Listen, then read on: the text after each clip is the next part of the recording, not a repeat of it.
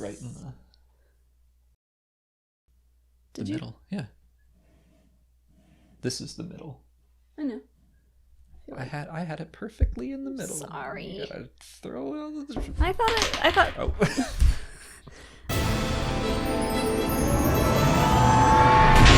What's up, everyone, and welcome to the weekly Q&A. For our first question, Dennis Shuttlesworth asks, how will Luthen's seemingly inevitable death impact Cassian? We're just assuming he dies. Yeah, I was going to bring that up first. I mean, people were questioning, is he going to survive season 1 for a while? And now, obviously, we know that he did. But even that last scene, it was kind of like what's happening? Is Cassian there to kill Luthen? How's that going to play out? But no, like, they're going to join forces. Cassian wants him to take him in. So I assume they're going to be working together closely in season 2. So I have to assume Luthen does not make it to the end of this series. I guess not. I mean, I don't want him to die at this point, but yeah, I guess he doesn't make it. I don't think it's going to impact Cassian that much, though. I think it will in some ways. I was just going to explore how it might, because we have seen a bunch of characters' deaths impacting his future, whether it's Nemik or Kino's not necessarily dead, but he did sacrifice. Marva's death. I think Luthen's death will also be some sort of catalyst for change within Cassian. Yeah, I mean, I get the feeling, though, that Luthen makes it known to anyone he gets remotely close to that, like, people are going to die, and that's just the way things are. I'm wondering if he could be kind of like Skeen, where maybe Luthen or Cassian eventually is like, this is not the right way to go about this. Yeah. What if Cassian does end up killing Luthen? Luthen does something just one step too far.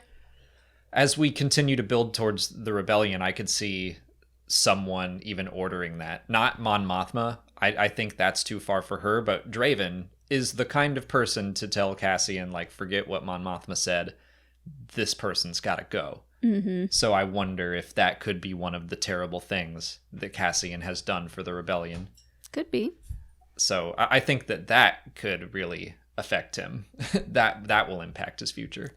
I wonder if at any point before Luthen inevitably dies, if, like, Luthen and Mon Mothma are, like, the devil angel on Cassian's shoulders. Because, like, Luthen isn't, I wouldn't consider him the devil, but, like, he's got a lot more darkness to him and the way he goes about doing things compared to Mon Mothma. So it'd be interesting to see the three of them in season 2 and how that dynamic works. Yeah, I kind of thought that might be how it would be presented in season 1. And so now I think, yeah, we could shift that to season 2. And I agree, like, Luthen is not the devil, it's just that he fights the fight the wrong way. Like, in Star Wars' own words. Mm-hmm. He makes choices that are closer to the Imperial way of thinking. He even says that, like, I use the weapons and tools of my enemy to defeat them. So I think that might be the choice that Cassian has to make. Am I going to follow Luthen's philosophy or Mon Mothma's? I also think that, yeah, while Luthen's death might feel inevitable, I think that we could hopefully still see him regain his soul. Like, he has said, like, I'm damned for what I do. I've condemned myself. I think he has kind of given up hope that he can be better. But, like, to see a Star Wars redemption story from the side of a good guy, like, on the right side of the fight, I think that's a really interesting take. Jeff Greitens wants to know if Mon Mothma could carry her own series in the future. And they specifically talk about how, you know, she was going to have more story. This whole series was going to have more story, and they condensed it from 5 seasons to 2. So are we going to be losing anything because of that? And I'm like, yeah, maybe. So they could shift some of that stuff into not necessarily like Mon Mothma, a Star Wars series, but to keep that story going post A New Hope and continue to explore the rebellion, but in that era. I think that that's a real possibility.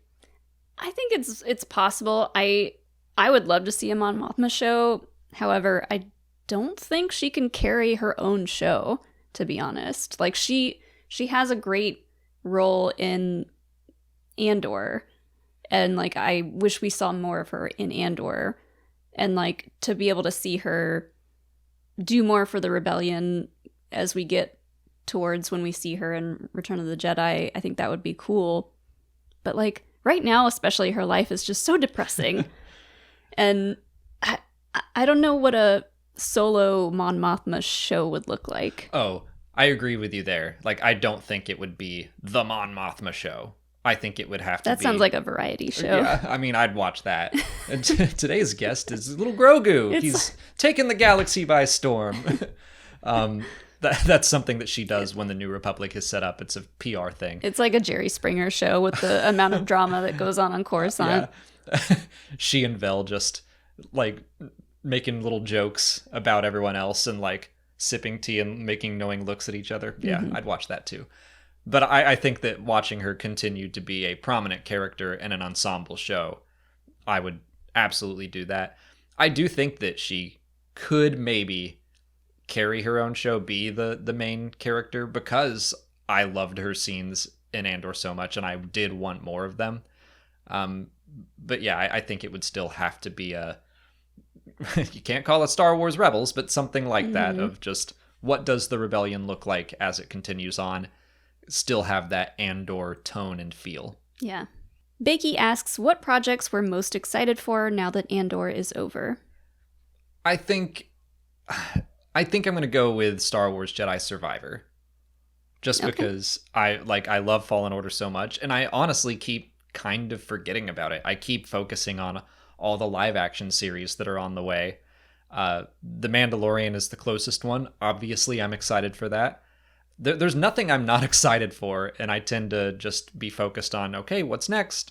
And The Bad Batch is something that I also just kind of, it's in my head, but I keep forgetting that it's a month away. And that trailer from Star Wars Celebration, it got the biggest screams from me, more than anything else that was presented there. Seeing stuff like, we're going to talk about The Bad Batch a little more in a future question, so I won't dive into all that, but don't sleep on The Bad Batch. I am excited for that, but Star Wars Jedi Survivor, I'm just excited for another Star Wars game, especially a sequel to one that I adore. Well, I guess Bad Batch would be the soonest we're going to see Jedi again, because we're getting Gungi.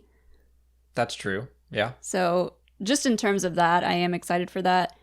I think the one I'm most excited for is Mando Season 3, because it's looking like the stakes are going to be a lot higher. Like, the production just looks so much bigger.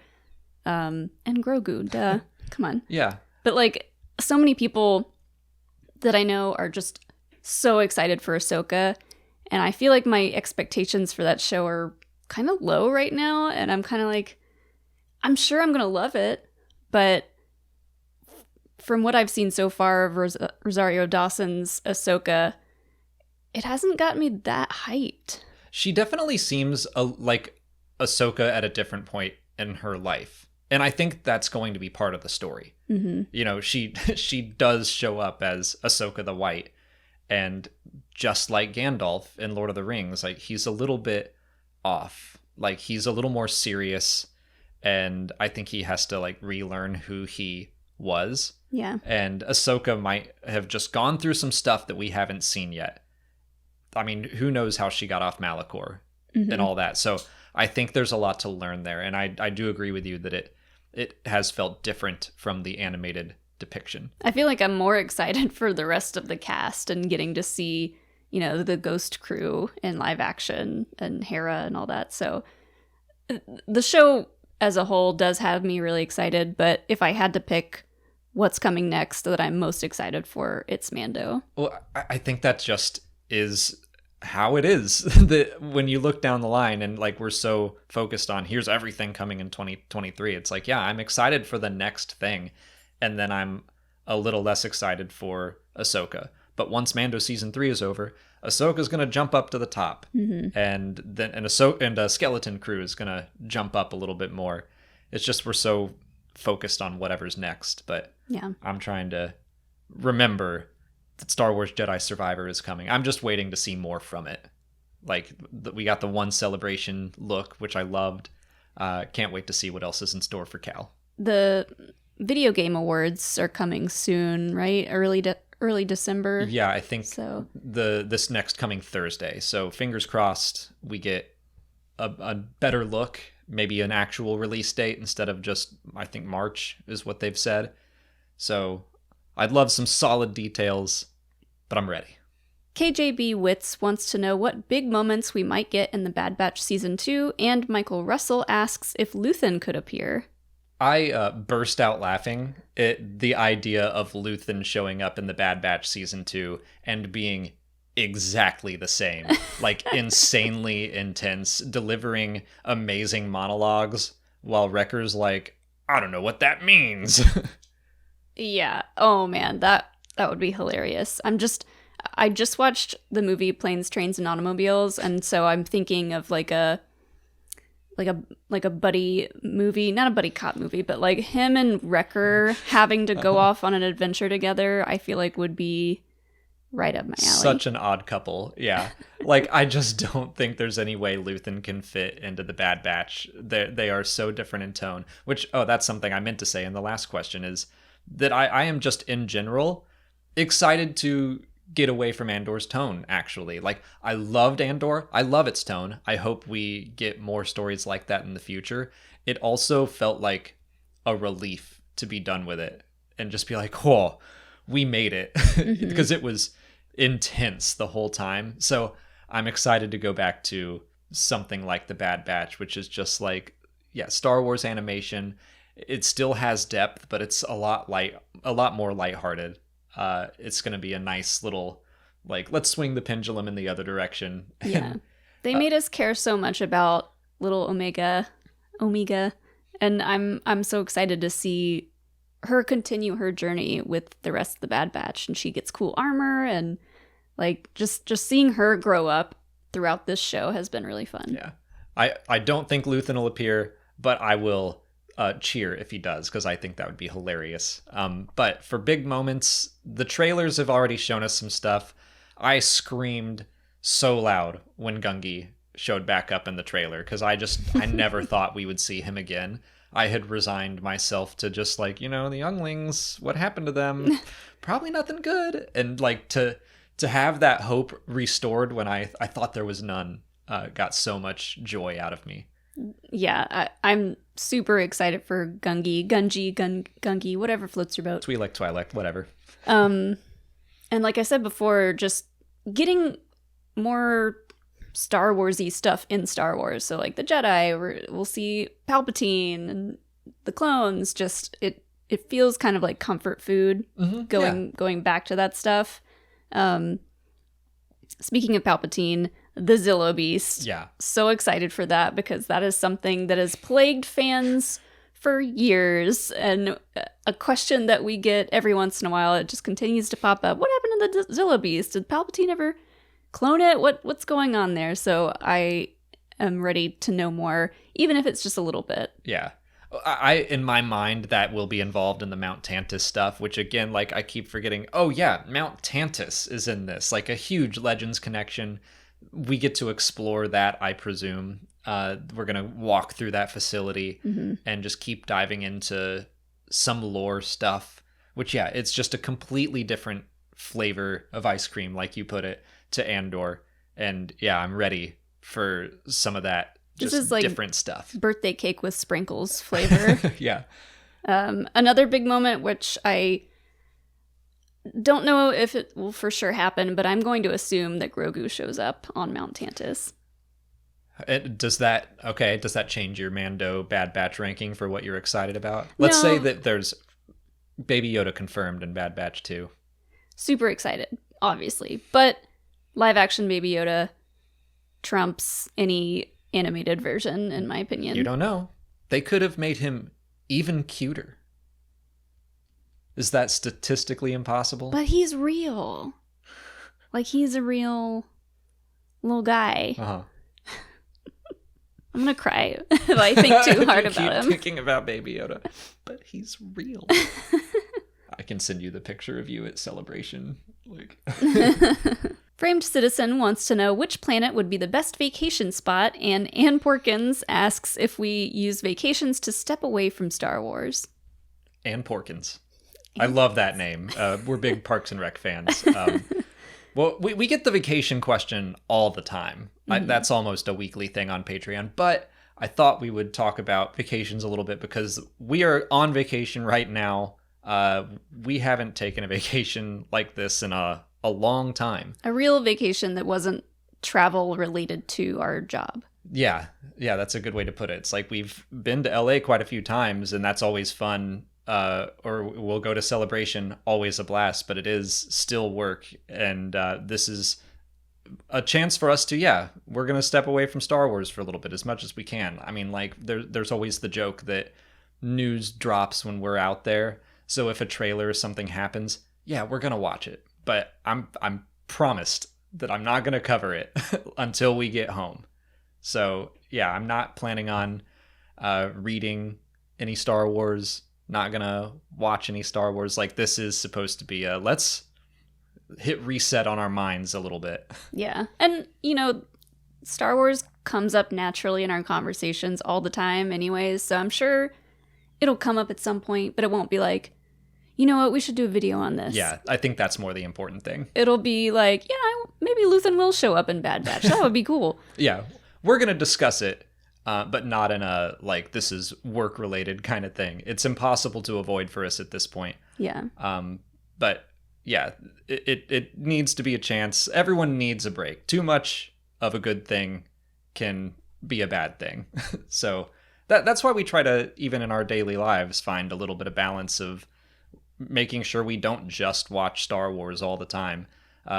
We put out a video earlier this week of like, hey, here's some more great science fiction series to check out if you loved Andor, because it was a lot like The Expanse and For All Mankind, and like knowing these other, not franchises, but just diving into other stories, expanding your horizons beyond Star Wars is important. Yeah. But for a vacation planet, I have to shout out Niamos now. I've always said Scarif, like, pre Rogue One, but now we have Niamos, and I would go just for the music. Yeah.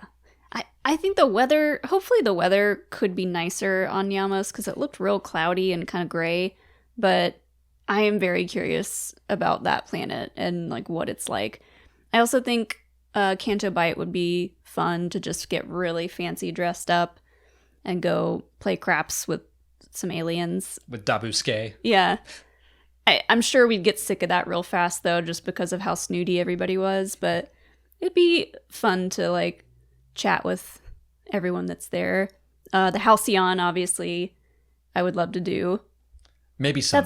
That's not a planet. That's not a planet. But like, I'm trying to think of other planets that I would want to travel to. But yeah, any planet with a beach or tropical like atmosphere would be nice. I think. Yeah, we tend to be beach people. Yeah, but also a planet like Felucia would be really cool. Oh yeah. Or Kashyyyk. Kashyyyk would be wild, yeah. All the little tree houses. Kashyyyk or Endor, although you have the risk of being eaten, I guess. But Kashyyyk would be great. I've always loved the tree houses on Endor, though, and the rope bridges and swinging between the huts. I always thought that was neat. I'd also throw out Naboo or Alderaan, any like really cultural place that you'd probably find a bunch of great museums there. Alderaan looked like it was something out of like Sound of Music too. It looked like a really cool place to go, but we'd have to go, pre A New Hope, obviously. On to YouTube questions. Yugo Ease wants to know how Uncle Harlow became a Coruscanti power player. I love how attached to Uncle Harlow some people got. Like, who is he? As if he was some known character that would be revealed. And it's like, it's just Uncle Harlow. That's it. Yeah. I mean, we haven't seen him. I don't know if we will see him. It would be funny to see him, I think, and see what he actually does. See, I think it would be funny because I don't think he is some huge power player like a mover and shaker. No. I mean, he obviously was able to pull some strings and get Cyril a crappy job within the Empire. It's not like he got him into the ISB. Right. Which, I mean, maybe that's how terribly Cyril's life was just in shambles. But I think Uncle Harlow is just someone up on the next rung from Edie Karn. Yeah. And she was like, hey, I know that he can pull some strings, and she was probably impressed by that, but I think in the grand scheme of things, he is probably not that important.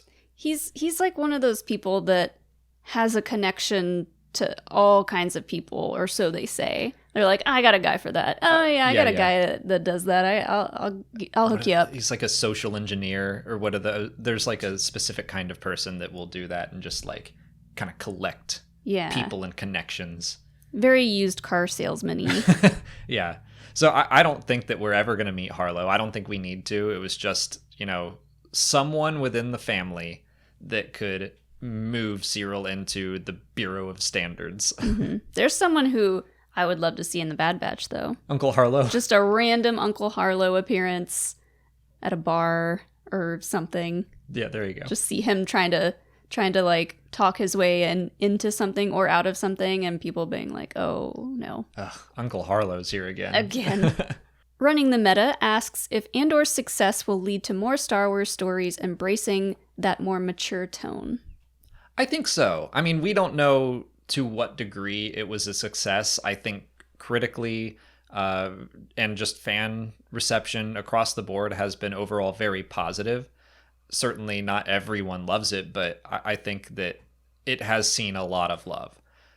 Viewer-wise, it hasn't reached the same peaks as like The Mandalorian. I also don't think that Disney was expecting that.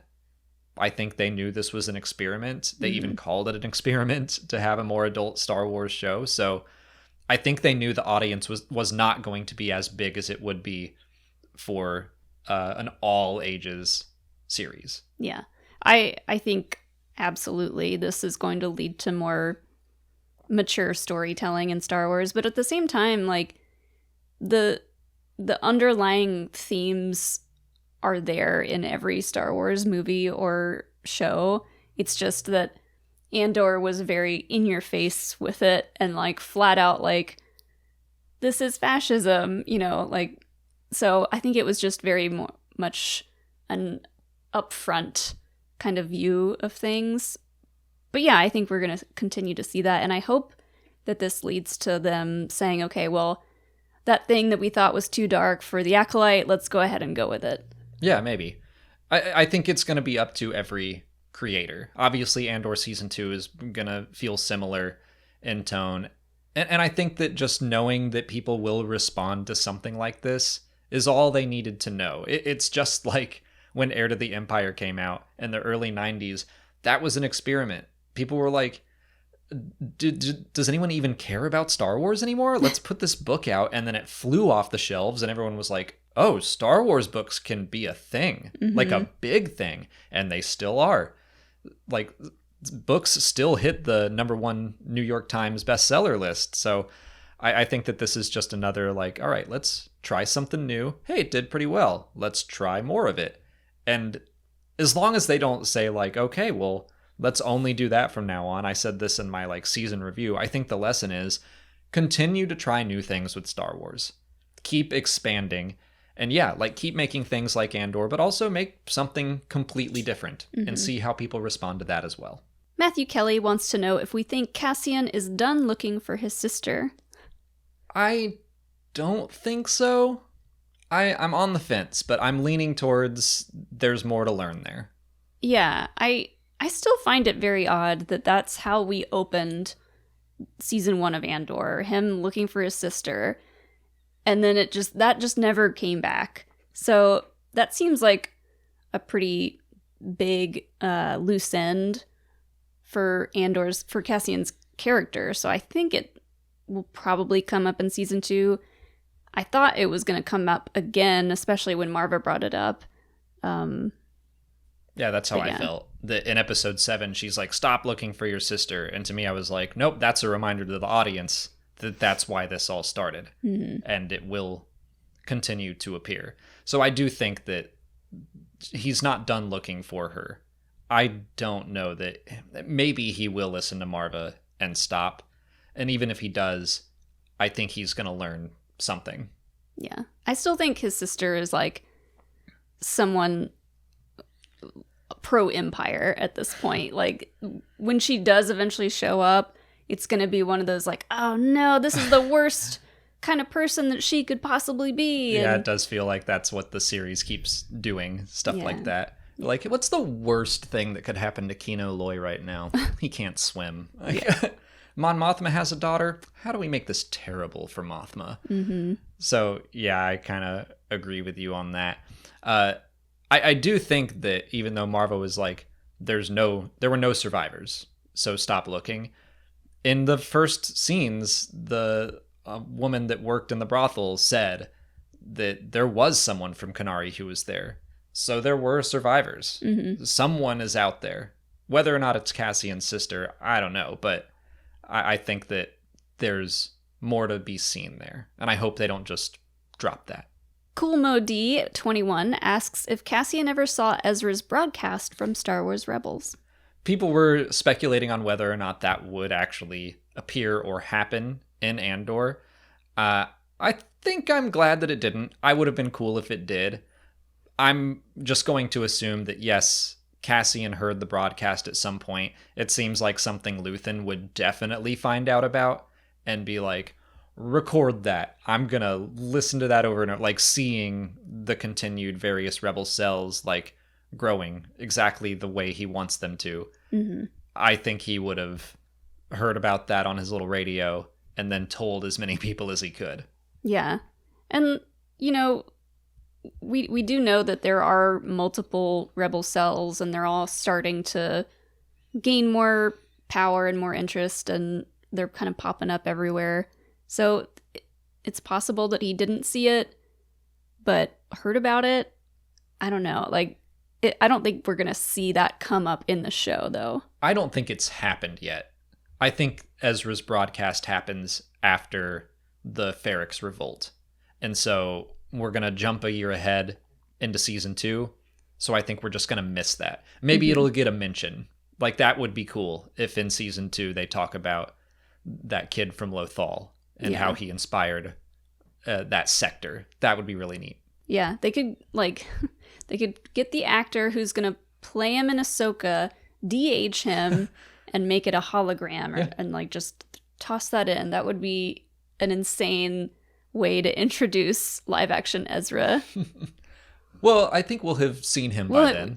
Ahsoka will have already been out, so not introduce him, but like have, you know, corporate synergy. Mm-hmm. Anytime we can have one character pop up in another show, I say let's do it. And it is interesting that, you know, Andor season 1 was very much set apart and it had a few familiar faces here or there. I think season 2 is going to have to involve more and more people. I mean, Tony Gilroy said, like, of course K2SO is going to be in it. He was cagey about it before season 1, but that was just because he didn't want to say K2SO is not in season 1. But he's like, yeah, K2SO is going to be in season 2. I'm sure Bail Organa, Draven, hopefully General Merrick. Like Crix Medine. Yeah, Crix Medine would be fun. I think that the closer we get to A New Hope and just the rebellion forming, we know General Syndulla was on Yavin as well. So I'm like, it's not outside of the realm of possibility for Rebels characters to be in like the last 8 episodes or so. I can see it. Let's do it. That's all the time we have for questions today. If you want to leave a question for next week's video, just put it in the comments below or sign up for Patreon to join our weekly Q&A discussion. If you haven't already, please like this video, subscribe to the channel. Follow us on Twitter, Instagram, Facebook, and TikTok. And as always, thanks for watching, and may the Force be with you.